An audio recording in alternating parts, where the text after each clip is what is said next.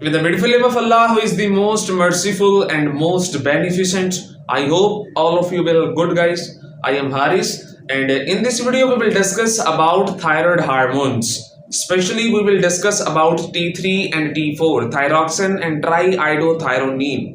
So, in the whole video, we will discuss how they can be released from thyroid gland. So, first of all, come here towards the content. Today, in this video, we will discuss about response from gland, how response come from your brain to your gland. So secondly we will discuss about trapping, कि कैसे iodide ions की यहाँ पे trapping होगी, कैसे thyroid gland के जो sales हैं वो ट्रैपिंग करेंगे आयोडीन की. Then we will discuss about oxidation and coupling, oxidation and coupling of iodine components that will come in the follicle cells of thyroid gland. Then we will discuss about storage after formation, कैसे ये इसकी storage होगी, then how it can be released into your blood. Then rest of the three components we will discuss in part 2, in which we discuss how T4 inactive or less potent form of thyroid gland, T gland, converted into T3. Then we will discuss about secretion, how they can be secreted from these follicle cells to your blood. And then we will discuss transport of T3 and T4 जो hormones हैं उनकी हम transport को discuss करेंगे. Then हम utilisation को देखेंगे कि जो T3 एंड T4 है वो कैसे आपकी बॉडी के अंदर जाके टारगेट सेल्स पे जाके अपने फंक्शंस परफॉर्म करते हैं. And at last in the second part we will discuss about metabolism. In the second part metabolism of T3 and T4, मतलब जो T3 या T4 rest of the function के बाद रह जाते हैं उनकी मेटाबॉलिज्म कैसी होती है, उनकी जो फर्दर प्रोसेसिंग कैसी होती है, आपकी बॉडी कैसे प्रोसेस करती है एक्स्ट्रा T3 या T4 को. So let's move towards the board. First of all इधर देख लेते हैं रिस्पॉन्स फ्रॉम ग्लैंड, कि ग्लैंड की तरफ रिस्पॉन्स कैसे आता है कि हमें T3 बॉडी को T3 या T4 की नीड है. सो इसको समझने से पहले अब आपको यहाँ पे एक स्केच नजर आ रहा है जिसमें आपकी नेक रीजन के अंदर यहाँ पे आपके पास थायराइड ग्लैंड होता है, ठीक है ना. कॉलर बोन के एरिया के करीब आपके पास यहाँ पे थायराइड ग्लैंड होता है. अब इन थायराइड ग्लैंड्स को मैग्नीफाई करके इनमें जो मौजूद सेल्स होते हैं जिनकी कंपोजिशन से थायराइड ग्लैंड बनता है वो यहाँ पे आपको नजर आ रहे हैं. अब ये आपके फॉलिकल सेल्स हैं, ठीक है ना. आपके थायराइड ग्लैंड के अंदर follicle cells are responsible for the production of T3 and T4, for the formation of T3 and T4. इसके अलावा यहाँ पर आपके ल्यूमन एरिया, कॉलाइड एरिया, जो खाली जगह नजर आ रही है, इसमें मजीद कुछ सेल्स मौजूद होते हैं. इन सेल्स को हम सी सेल्स का नाम देते हैं. अब आपका जो थायराइड ग्लैंड है वो 3 हार्मोन्स प्रोड्यूस करता है, T3, T4 एंड कैल्सिटोनिन, ठीक है ना. T3 और T4 की प्रोडक्शन आपके फॉलिकल सेल्स कर देंगे, ठीक है. और रहेगी बात कैल्सिटोनिन की, तो जो कैल्सिटोनिन है वो आपके थायराइड ग्लैंड के अंदर मौजूद सी सेल्स जो मौजूद होते हैं वो सी सेल्स कैल्सिटोनिन की फॉर्मेशन करते हैं. सो this is the cellular structure present in thyroid gland. Thyroid glands are composed of different cells, follicle cells, C cells. Here is the lumen area, empty space. So all of this is present in your thyroid gland. अब हमने देखना है कि response आपके gland की तरफ कैसे आता है, कैसे आपकी बॉडी रिस्पॉन्स को जनरेट करती है, आपकी ग्लैंड को बताती है कि हाँ बॉडी को T3 T4 की नीड है, ठीक है ना. तो ये चीज अभी हमने देख ली. अब आ जाते हैं इस साइड पे. प्राइमरी रिस्पॉन्स हमें देखना है कि रिस्पॉन्स आपकी बॉडी कैसे भेजती है आपके थायराइड ग्लैंड की तरफ. फर्स्ट ऑफ ऑल अब यहाँ पे आपको ये हाइपोथैलेमस है and this is pituitary gland, ठीक है ना. अब हाइपोथैलेमस में आपके ब्रेन ने रिस्पॉन्स जनरेट किया कि हाँ आपकी बॉडी को T3 और T4 की नीड है.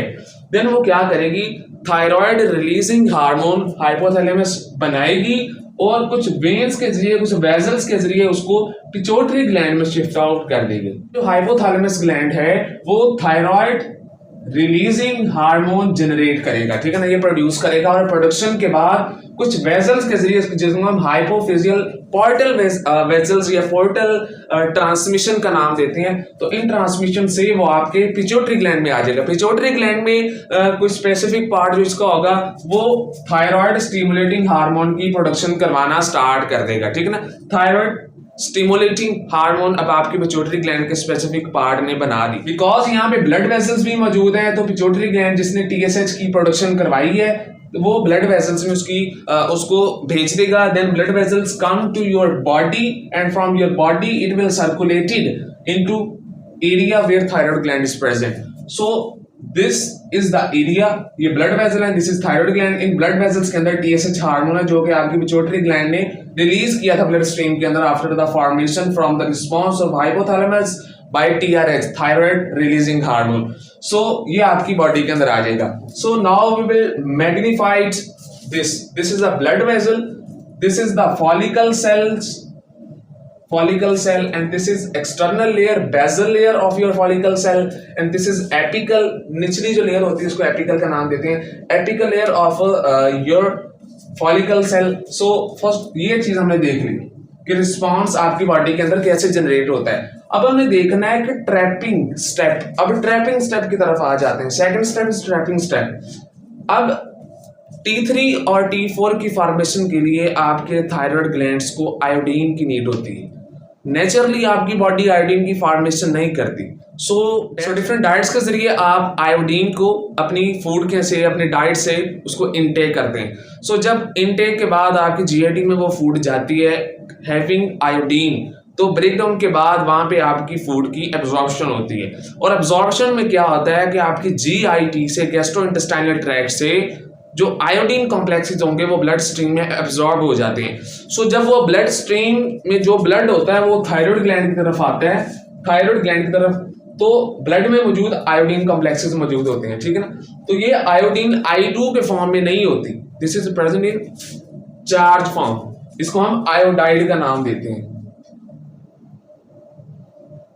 Iodide, this is iodide. तो ये आयोडाइड की फॉर्म में आपके ब्लड वेसल्स के अंदर मौजूद होती है iodine, that comes from your diet. So अब क्या होता है, अब यहाँ पे ट्रैपिंग स्टेप आ जाता है। अब यहाँ पे आयोडीन मौजूद है, 100% आपकी यहाँ पे आयोडीन हो गई है, आपने डाइट से आयोडीन को इनटेक कर लिया है। अब यहाँ पे क्या होगा कि सारी आयोडीन अब आपके थायराइड ग्लैंड्स गेट आउट नहीं करेंगे, बल्कि 5 to 10% will come into your follicle cells, and rest of the 85 to 90% iodine excreted from your body, from your urine during filtration from your kidney, ठीक है ना। अब यहाँ पे आपने जो आयोडीन का इंटेक किया उसमें क्या होगा कि जो 90% जो उसमें आयोडीन होगी वो आपकी बॉडी से एक्सक्रीट हो जाएगी, और जो rest of the 5 to 10 to 15% iodine होती है वो आपके फॉलिकल सेल्स यूटिलाइज करते हैं in the formation of T3 and T4। Now we will see के why it is essential for the formation of T3 and T4। So trapping step की तरफ आ जाते हैं। अब ये चार्ज पार्टिकल्स हैं जो आपकी फॉलिकल सेल्स की बेजल लेयर्स है, बेजल सरफेस है, this is lipid in nature. तो कोई भी charge particle lipid nature substance को, लिपिड नेचर वॉल को, मेम्ब्रेन को इजीली क्रॉस नहीं कर सकता। तो वहां पे कुछ फैसिलिटेटेड पंप्स मौजूद होते हैं जो कि उन आयंस की ट्रांसमिशन करवाते हैं, ट्रांसपोर्ट करवाते हैं from outside, from the blood vessel, not from, ये आयोडीन आपकी ल्यूमन के अंदर आ जाती है from external to your blood vessel. तो इस इंटरस्टिशियल स्पेस के अंदर आपकी आयोडीन मौजूद होती है, ठीक है ना। ये आयोडीन क्या करती है, यहाँ पे गेट आउट होना स्टार्ट हो जाती है, तो स्टार्ट टू स्टोर है। तो क्या होता है जब आयोडीन का क्राउड इकट्ठा हो जाता है तो ये आपके पास एक पंप यहाँ पे मौजूद होता है, बेजल सरफेस ऑफ फॉलिकल्स की, बेजल सरफेस ऑफ फॉलिकल्स के यहाँ पे पंप मौजूद होता है। इस पंप का नाम होता है सोडियम आयोडाइड पंप, ठीक है ना। तो ये आयोडाइड पंप क्या करेगा कि आयोडीन की ट्रांसमिशन और ट्रांसपोर्ट करवाना स्टार्ट कर देगा। अब यहाँ पे एक पोटेंशियल ग्रेडियंट भी, इलेक्ट्रिकल ग्रेडियंट भी जनरेट होता है जो कि आयोडीन को इनसाइड इसकी ट्रांसमिशन करवाना स्टार्ट कर देता है। अब आपकी बॉडी के अंदर आयोडाइड फॉर्म, फॉलिकल सेल्स के अंदर आयोडाइड फॉर्म आपकी बॉडी के अंदर आ गई है फ्रॉम द पंप, ठीक है ना। सो इस प्रोसेस को ट्रैपिंग कहते हैं। आयोडीन को हमने ट्रैप किया है from the sodium iodide pump, ठीक है ना। यहाँ पे पोटेंशियल ग्रेडियंट भी एक जनरेट होता है इलेक्ट्रिकल फॉर्म में, because this is negative in size, it is charge particle. तो ये चार्ज पार्टिकल एक ग्रेडियंट जनरेट करता है, वो ग्रेडियंट और सोडियम आयोडाइड पंप इसकी ट्रांसमिशन, इसकी एंडोसाइटोसिस करवाना स्टार्ट कर देता है। This pump helps in transmission of iodide from outside to follicle cells. अब यहाँ पे डिफ्यूजन से आपके जो आयोडीन यहाँ पे इकट्ठे होना फर्स्ट ऑफ ऑल तो स्टार्ट हो जाएंगे। अभी डिफ्यूजन प्रोसेस से ये आपकी एपिकल सरफेस पे आ जाएंगे। This is apical surface of your follicle cells, apical surface of your follicle cells. So यहाँ पे अब आपकी बॉडी के अंदर आयोडाइड आयंस क्राउड करना मतलब इकट्ठे होना स्टार्ट हो जाएंगे, स्टोर होना स्टार्ट हो जाएंगे। सो अब यहाँ तक हमने देख लिया कि ट्रैपिंग आपकी बॉडी के अंदर हो गई है, ट्रैपिंग स्टेप इज कंप्लीटेड, ठीक है ना। अब अगला स्टेप आ जाता है oxidation and coupling of iodide particles. जो अब आपने आयोडाइड आयंस जो आपने आपकी बॉडी के अंदर फॉलिकल सेल्स के अंदर आए हैं, थायराइड ग्लैंड के अंदर फॉलिकल सेल्स के अंदर जो आयोडाइड आयंस आए हैं उनकी ऑक्सीडेशन होना स्टार्ट। इनकी ऑक्सीडेशन में क्या होता है कि दो चीजें मिलती हैं और जो रिएक्शन में क्या होता है कि आपकी बॉडी जो रिएक्शन में दो इलेक्ट्रॉन्स प्रोड्यूस होते हैं। सो अब यहाँ पे आयोडाइड आयंस गेट आउट होना स्टार्ट हो जाएंगे। अब यहाँ पे क्वेश्चन जनरेट होता है इनकी ऑक्सीडेशन करवाता कौन है। इनकी ऑक्सीडेशन अब एपिकल सरफेस पे मौजूद कुछ इस तरह के पार्टिकल्स मौजूद होते हैं, हम परऑक्साइड्स का नाम देते हैं, हाइड्रोजन परऑक्साइड्स का नाम देते हैं, परऑक्साइड्स, दिस आर द पार्टिकल्स। अब यहाँ पे इनकी फंक्शनिंग स्टार्ट होती है। अब जो ऑक्सीडेशन वाला स्टेप है, जो यहाँ पे कपलिंग वाला स्टेप है, ये आपके परऑक्साइड्स, परऑक्सीडेज ये करवाएंगे, ठीक है ना। फर्स्ट ऑफ ऑल इसने ऑक्सीडेशन करवानी है, मतलब अब यहाँ पे आपकी बॉडी के अंदर थायराइड ग्लैंड के अंदर फॉलिकल सेल्स के अंदर आयोडाइड इकट्ठे होना स्टार्ट हुए। अब यहाँ पे ऑक्सीडेशन में क्या होगा,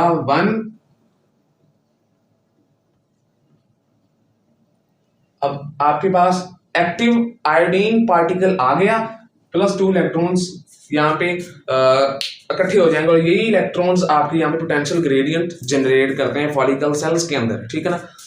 तो क्या होगा कि अब यहाँ पे आपकी बॉडी के अंदर डिफ्यूजन प्रोसेस से यहाँ पर आयोडीन इकट्ठी होना स्टार्ट हो जाएगी, ठीक है ना। आयोडीन एक्टिव फॉर्म कन्वर्ट होना स्टार्ट होगा from after oxidation of iodide into iodine by peroxidase enzyme. Okay, so ये स्टेप आपकी बॉडी के अंदर हो गया ऑक्सीडेशन का। अब कपलिंग को समझने से पहले हम दोबारा फॉलिकल सेल्स की एरिया में आ जाते हैं। अब यहाँ पे कपलिंग का मतलब होता है कि दो चीजों का मिलना। अब आपकी बॉडी के अंदर आयोडीन तो आ गई, अब कोई और चीज बनेगी जिनके साथ आयोडीन कपल होंगे तो उसको हम कपलिंग का नाम देते हैं। सो वो चीज कैसे बनेगी वो हम दोबारा सेल्स की तरफ आ जाते हैं। First of all this is your follicle cell and this is nucleus of your follicle cells. Here is a special response, ठीक है ना। अब आपकी बॉडी को फॉलिकल सेल्स को रिस्पॉन्स मिल गया कि आयोडीन आ गई है। आप भी थायरोग्लोबिन, ठीक है ना, थायरोग्लोबिन एक प्रोटीन है, उसी अमीनो एसिड का हम नाम देते हैं टायरोसिन। अब यहाँ पे टायरोसिन अमीनो एसिड्स की फॉर्मेशन होगी और थायरोग्लोबिन प्रोटीन की फॉर्मेशन होगी। सो वो थायरोग्लोबिन प्रोटीन आयोडीन के साथ मिलकर कपलिंग रिएक्शन परफॉर्म करवाएगी और वो कपलिंग रिएक्शन आपका परऑक्सीडेज एंजाइम करवाएगा। अब यहाँ पे आ जाते हैं न्यूक्लियस में। यहाँ पे एक रिस्पॉन्स जनरेट हुआ, न्यूक्लियस के अंदर डीएनए मौजूद होता है, उनमें डीएनए से आरएनए बनेगा। This is your DNA, this is your DNA. अब ये आपकी बॉडी के अंदर स्पेसिफिक न्यूक्लियस के अंदर स्पेसिफिक डीएनए का एक जीन है। अब यहाँ पे क्या होगा, अब यहाँ पे एक मैसेंजर आरएनए बनेगा। अब ये मैसेंजर आरएनए कहाँ पे बन रहा है, जैसे forming and producing inside the nucleus of follicle cells. अब फॉलिकल सेल्स के न्यूक्लियस में मैसेंजर आरएनए की फॉर्मेशन होती है। मैसेंजर आरएनए साइटोसोल में आएगा, साइटोसोल में आने के बाद it will go to your ribosomes. अब राइबोसोम्स क्या करेंगे, उस मैसेंजर आरएनए को, उस रिस्पॉन्स को मैसेंजर आरएनए की फॉर्म के अंदर उस न्यूक्लियस के रिस्पॉन्स को रीड आउट करेंगे और वहां पे ट्रांसलेशन होगी और प्रोटीन की फॉर्मेशन होगी, मतलब अमीनो एसिड्स की कॉम्बिनेशन होगी और उन अमीनो एसिड्स की कॉम्बिनेशन के बाद एक प्रोटीन बनेगी जिसको हम थायरोग्लोबिन का नाम देते हैं। सो यहाँ पे क्या होगा, this is coming to your ribosome. Ribosome के अंदर जैसे जैसे गया, राइबोसोम ने ये आपकी बॉडी के अंदर एक चेन बना दी है, ठीक है ना। इस चेन का नेक्स्ट क्या है कि इसने चेन के क्या करना है, it will go to your endoplasmic reticulum, ठीक है ना। अब एंडोप्लाज्मिक रेटिकुलम के अंदर ये चली जाएगी। Endoplasmic reticulum this is chain, protein chain मतलब प्रोटीन में जो अमीनो एसिड्स हैं वो पेप्टाइड बॉन्ड से एक लंबी चेन बना देंगे, लॉन्ग चेन, उस चेन को हम प्रोटीन चेन का नाम देते हैं और पेप्टाइड चेन का नाम भी उसे देते हैं because they are joined together from the peptide bond, ठीक है ना। अब यहाँ पे ये टायरोसिन अमीनो एसिड है, ये भी टायरोसिन अमीनो एसिड है, मतलब they are connecting in the protein sequence, not get together, they are present in the space. यहाँ पे है, देन अगला यहाँ पे होगा टायरोसिन जो अमीनो एसिड का है, देन अगला यहाँ पे होगा, सो इस सीक्वेंस में मौजूद होता है। अब यहाँ पे ये आपके पास टायरोसिन जो अमीनो एसिड्स है वो है। अब यहाँ पे एंडोप्लाज्मिक रेटिकुलम के अंदर क्या होता है कि फर्दर ये ट्रांसमिट कर देता है इसको गोल्गी अपरेटस के अंदर, ठीक है। गोल्गी अपरेटस इनकी प्रॉपर वेसिकल शेप जनरेट कर, मतलब इसको वेसिकल्स की फॉर्म में बना देता है। So this is coming into your Golgi apparatus. Golgi apparatus क्या करेगा? Golgi apparatus इसके इर्द गिर्द एक वेसिकल बना देगा, वो वेसिकल वो दोबारा साइटोप्लाज्म के अंदर मतलब रिलीज कर देगा, ठीक है ना। साइटोप्लाज्म में रिलीज होने के बाद यहाँ पे अब क्या है कि यहाँ पे आपके पास बहुत सारी इस तरह की थायरोग्लोबिन प्रोटीन्स बन गई हैं, इनको हम थायरोग्लोबिन प्रोटीन का नाम देते हैं। मतलब ऐसी प्रोटीन, ऐसे अमीनो एसिड का सीक्वेंस जिसमें टायरोसिन अमीनो एसिड्स हैं वो मौजूद होंगे प्रॉपर सीक्वेंस में, एक प्रॉपर अरेंजमेंट में, तो इस प्रोडक्ट को हम थायरोग्लोबिन का नाम देते हैं। मतलब protein, globin is a protein produced from the thyroid hormone, thyroid follicle cells, that we call it thyroglobin, ठीक है ना। अब यहाँ पे ये थायरोग्लोबिन क्या करेगी? अब ये थायरोग्लोबिन प्रोसेस के जरिए, डिफ्यूजन के जरिए आपकी बॉडी से, जो आपकी बॉडी ऑफ योर सेल, जो सेल का जो एपिकल एरिया है उससे वो बाहर आ जाएगी। सो बाहर आने के बाद वेसिकल्स हो क्या होंगी, वो गेट आउट, रिमूव हो जाएंगी और आपके पास इस फॉर्म में एक पेप्टाइड चेन मौजूद होगी जिसको आप थायरोग्लोबिन का नाम देते हैं। अब यहाँ पे ये आपके पास एक टायरोसिन अमीनो एसिड है, एक ये टायरोसिन है, एक ये है, and they are present in the different, they can be present in already in the couple form, but here the process for oxidase that will do coupling, so coupling process उन amino acids, उन टायरोसिन्स की combination होगा जो एक दूसरे से फासले में, they are in the distance from each other, so यहाँ पे ये फंक्शन परफॉर्म होगा। अब यहाँ पे ये पेप्टाइड चेन बाहर आ गई, ठीक है ना। अब यहाँ पे ये टायरोसिन क्रिस्टल्स हैं, सो हम यहाँ पे कोई और क्रिस्टल्स बना देते हैं amino acids, tyrosine amino acids, there are the other amino acids, different amino acids की यहाँ पे एक चेन बनेगी जिनको हम थायरोग्लोबिन का नाम देते हैं, जिसमें टायरोसिन है वो जो प्रेजेंट होगी, ठीक है ना। अब टायरोसिन और आयोडीन इनकी कपलिंग होनी है, मतलब ठीक है ना। अब कपलिंग, इस प्रोसेस को आप आयोडीनाइजेशन भी कह सकते हैं, ठीक है ना। Iodine will combine to your tyrosine amino acid resulting with iodised product. So इस प्रोसेस को समझने के लिए कब कपलिंग कैसी होगी, हम वापस यहाँ पे आ जाते हैं। अब यहाँ पे क्या होता है कि अब आपकी फर्स्ट ऑफ ऑल तो आयोडीन है, अगर तो एक टायरोसिन अमीनो एसिड के साथ मिल जाती है, हम टायरोसिन को अमीनो एसिड का नाम देंगे, अमीनो एसिड के साथ मिल जाती है, यहाँ पे अमीनो एसिड कौन सा? Tyrosine amino acid. अब यहाँ पे बिकॉज एक अटैचमेंट हुई है, एक आयोडीन इसके साथ अटैच हुआ है, तो यहाँ पे इसको मोनो आयोडोथायरोनिन का नाम दे देते हैं, MIT। और अगर जो दो आयोडीन यहाँ पे अब अमीनो एसिड के साथ, टायरोसिन अमीनो एसिड के साथ मिलेंगे तो हम इसको DIT का नाम देते हैं, डाई आयोडोथायरोनिन, ठीक है। अब यहाँ पे इस प्रोसेस को हमने देख लिया कि यहाँ पे ये रिएक्शन होगा।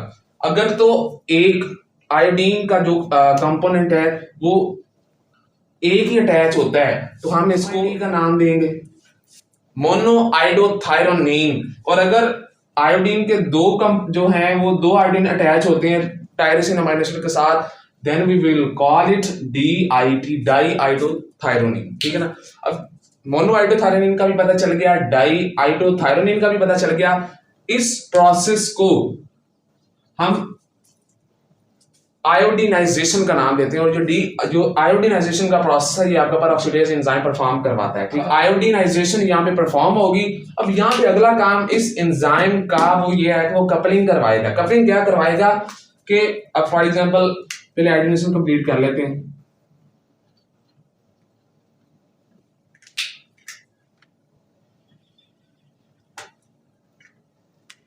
अब यहाँ पे 2 आयोडीन अटैच है आपके टायरोसिन अमीनो एसिड के साथ। अब यहाँ पे काम क्या होगा, पेरोक्सिडेज एंजाइम की तीसरी एक्टिविटी यहाँ पे ये होगी, तीसरा फंक्शन ये होगा कि वो इन अमीनो एसिड्स को, टायरोसिन सिर्फ अमीनो एसिड्स को जो कि आयोडीनाइज्ड हो गए उनको एक दूसरे के साथ जोड़ देगा, ठीक है ना। अब पेरोक्सिडेज का काम क्या होगा कि वो इसको they are present that distant from each other, they will cut their off the distance, so ये डिस्टेंस को वो खत्म करने की कोशिश करेगा। तो वो जो पेरोक्सिडेज एंजाइम है वो इनकी कॉन्जुगेशन करवा देगा, कपलिंग करवा देगा।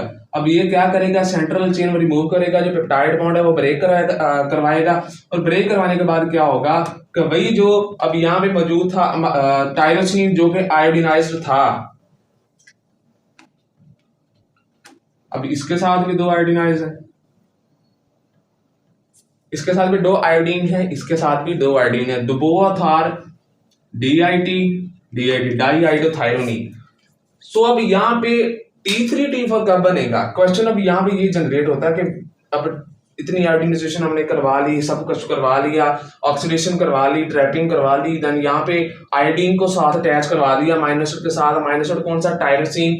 उस अमीनो एसिड की कपलिंग के बाद अब हम देखना है कि T3 और T4 अब यहाँ पे कैसे देखे जाएंगे। तो T3 मतलब हमें टर्म से लग रहा है कि यहाँ पे T3 कुछ है, मतलब something is present in thrice amount. अब यहाँ पे फॉर एग्जांपल DIT है, जो यहाँ पे दूसरा है दिस इज MIT।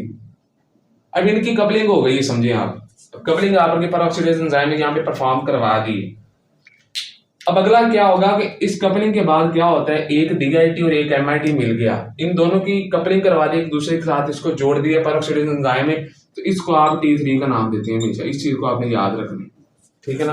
अब यहाँ पे दिस इज T3 मॉलिक्यूल, ठीक है ना, T3 molecule combination of one DIT, one tyrosine that is attached to 2 iodine, and one of the tyrosine amino acid that is attached to the one iodine, it is called MIT, monoiodothyronine diiodothyronine, ठीक है ना। अब यहाँ पे ये T3 है, और अगर ऐसा होगा कि अरेंजमेंट के अंदर पेरोक्सिडेज एंजाइम ने ऐसे 2 टायरोसिन्स को एक दूसरे के साथ जोड़ दिया जिन दोनों के साथ 2 आयोडीन्स अटैच हैं। For example here you can see example, ये टायरोसिन भी 2 आयोडीन के साथ अटैच है, दिस इज और टायरोसिन कंबाइनिंग विद 2 आयोडीन, इनकी जो आयोडीनाइजेशन हुई है दोनों की 2 आयोडीन्स के साथ हुई है। तो अब यहाँ पे DIT ये भी 2 हैं, ये भी 2 हैं, इन दोनों की कपलिंग करवा दी पेरोक्सिडेज एंजाइम ने, और इसको हम T4 का नाम देते हैं, ठीक है ना। सो दिस इज T4, 2 DIT मिलेंगे तो T4 बनेगा, एक DIT और एक MIT जो मिलेंगे तो T3 बनेगी। अब यहाँ पे दोबारा इक्वेशंस की तरफ आ जाते हैं, you can understand it easily from your equations. अब अगर एक DIT और एक MIT बनेगा तो यहाँ पे 2 और 1 3, ये आपकी ट्राई आइडोथायरोनिन, ठीक है ना। अब ये ट्राई आइडोथायरोनिन T3 बन गया। अब T4 कैसे बनेगा, अगर दोनों DIT होंगे, मतलब दोनों ऐसे अमीनो एसिड, ऐसे टायरोसिन अमीनो एसिड जिनके साथ दोनों के साथ 2 आयोडीन्स अटैच हैं, तो इनकी कॉम्बिनेशन के बाद, इनकी कपलिंग के बाद फ्रॉम बाय पेरोक्सिडेज एंजाइम T4 बनेगा, जिसको आप थायरोक्सिन का नाम देते हैं, ठीक है ना। सो अब हमने देख लिया, ऑक्सीडेशन भी करवा ली, आयोडीनाइजेशन भी करवा ली, फ्यूजन भी करवा ली आयोडीन के साथ, इसके साथ आयोडीनाइजेशन मींस आयोडीनेशन, फ्यूजन करवा ली आयोडीन की टायरोसिन अमीनो एसिड के साथ, then we have discussed coupling भी करवा दी पेरोक्सिडेज एंजाइम ने। अब यहाँ पे ये स्टेप हमारे पास कंप्लीट हो गया। अब यहाँ पे क्या होगा कि यहाँ पे T3 भी बन गया, T4 भी बन गया, सो दे विल स्टार्ट टू, अब ये सारा प्रोसेस इस एरिया के अंदर हो रहा है, ठीक है ना। This is apical surface and this is lumen area, colloid area of follicle cell. So अब ये सारा प्रोसेस जहाँ पे परफॉर्म आउट हुआ है वो आपका इस ल्यूमन के अंदर हुआ है, ठीक है ना। सो अब यहाँ पे क्या होगा कि इन T3 और T4 की फॉर्मेशन होगी, कैसे हुई हमने वो वहां पे देख ली। सो अब यहाँ पे इस तरह की वेजिकल्स बनना स्टार्ट हो जाएंगी। सो इन वेजिकल्स के अंदर T3 और T4 मौजूद होगा। जरूरी नहीं है कि जितने T3 बनेंगे उतने T4 ही बनेंगे, ऐसा हो सकता है कि T3 ज्यादा बन गए, T4 कम है, या ऐसा हो सकता है T3 कम बनेंगे, T4 ज्यादा होंगे। सो इन वेजिकल्स की फॉर्म में यहाँ पे इनकी एक कॉम्बिनेशन स्टोरेज होना स्टार्ट हो जाएगी। ये क्या करेंगे, एंडोसाइटोसिस से फॉलिकल सेल्स के अंदर जाना स्टार्ट कर लेंगे,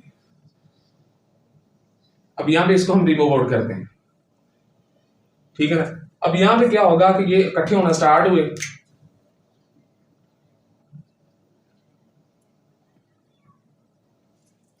अब यहाँ पे वेसिकल्स के फॉर्म में T3 T4 प्रेजेंट हैं आपके फॉलिकल सेल्स की एपिकल और बेजल के दरमियान वाले सरफेस के अंदर, दरमियान वाले एरिया के अंदर।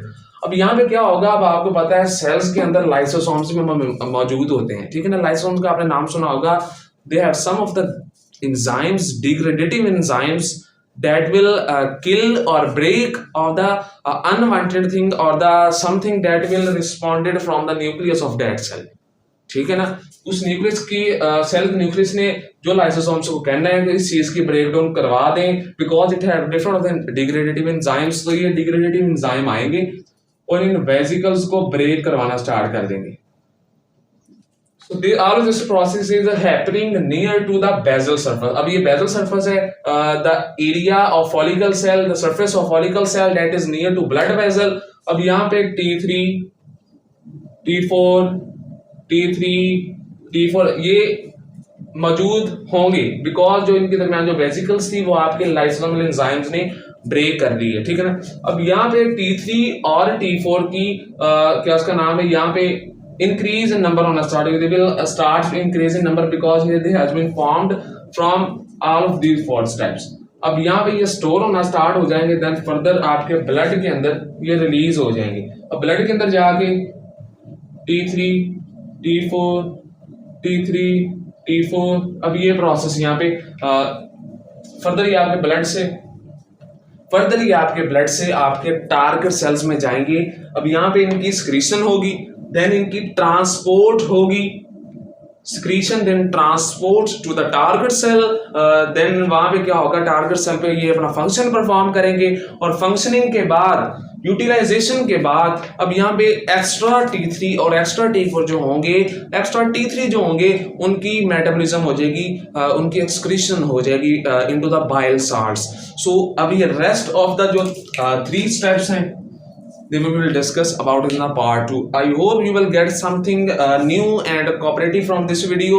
We have discussed 4 major points that I mentioned here. So rest of the 3 we will discuss in the part 2. Thank you guys.